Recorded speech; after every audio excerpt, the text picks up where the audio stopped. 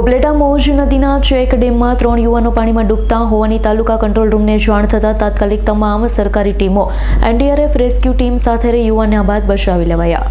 જાણવા મળ્યું કે તાલુકા વહીવટીતંત્ર દ્વારા સમગ્ર ઘટનાની મોક ડ્રીલ યોજવામાં આવી હતી.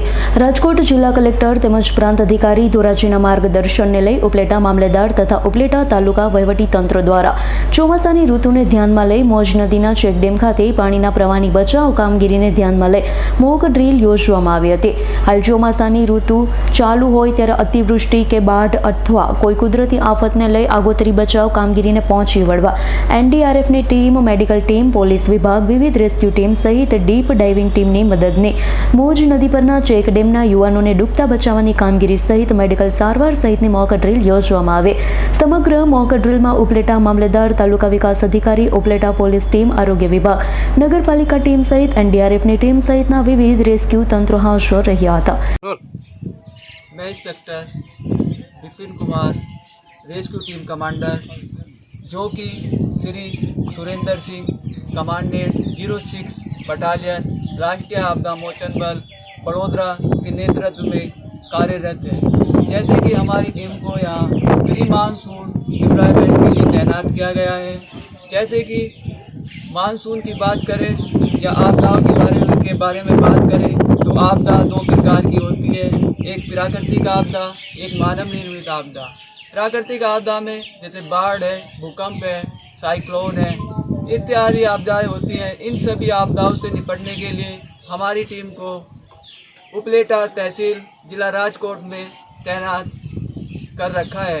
जैसे कि आज हमें उपलेटा मामलादार द्वारा सूचित किया गया कि आपको मॉक एक्सरसाइज बाढ़ के ऊपर करना है. इस दौरान हमारी टीम मौज नदी पर फ्लड एक्सरसाइज का आयोजन करती है, जिसमें 3 विक्टिम का हमने रेस्क्यू किया, जिसके द्वारा उन विक्टिम को एम्बुलेंस के माध्यम से हॉस्पिटल में रेफ़र कर दिया गया है. और यदि किसी प्रकार की कोई आपदा आती है तो हमारी टीम उन सभी आपदाओं से निपटने के लिए तैयार है.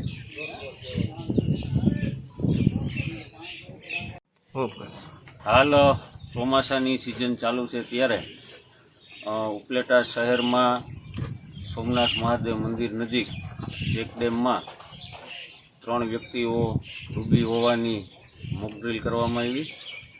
આ જાણ તાલુકા કંટ્રોલ રૂમમાં થતાં જિલ્લા વહીવટીતંત્ર દ્વારા તાત્કાલિક ઉપલેટામાં ડિપ્લોય એનડીઆરએફની ટીમના ઇન્સ્પેક્ટર વિપિન કુમારજીને જાણ કરવામાં આવી. સ્થાનિક નગરપાલિકાની ફાયર સર્વિસ, પોલીસ, આરોગ્ય સેવા તમામને જાણ કરી.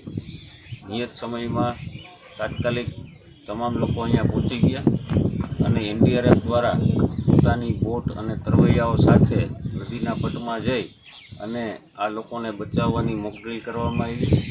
આ મોક ડ્રીલ દરમિયાન પાણીની અંદર કોઈ ફસાઈ ગયું છે એવો સીન ક્રિએટ કરવામાં આવ્યો અને ડીપ ડાઈવર દ્વારા ઓક્સિજનના સિલિન્ડરને માસ્ક સાથે એણે નદીના તળિયે જઈ અને વ્યક્તિને શોધી બહાર લાવેલ છે. આ મોક ડ્રીલ દરમિયાન નગરજનો પણ હાજર હતા. આવી પરિસ્થિતિમાં જ્યારે કોઈ વ્યક્તિને પાણીમાંથી બહાર લાવીએ પછી તાત્કાલિક એને શું ને કેવી રીતે સારવાર આપવી તેની સમજ પણ એનડીઆરએફની ટીમ દ્વારા આપવામાં આવી. આપણે હાલ વર્ષા ઋતુની સિઝન છે. આપણા વિસ્તારમાંથી મોજ, વેણુ અને ભાદર એવી 3 મોટી નદીઓ પસાર થાય છે. ડેમ પણ આવેલા છે. તો વરસાદની સિઝનમાં આપણે સૌ નદી કાંઠાથી દૂર રહીએ અને જરૂરી સાવચેતી રાખીએ એવી આ તકે હું સૌ નાગરિકોને અપીલ કરું.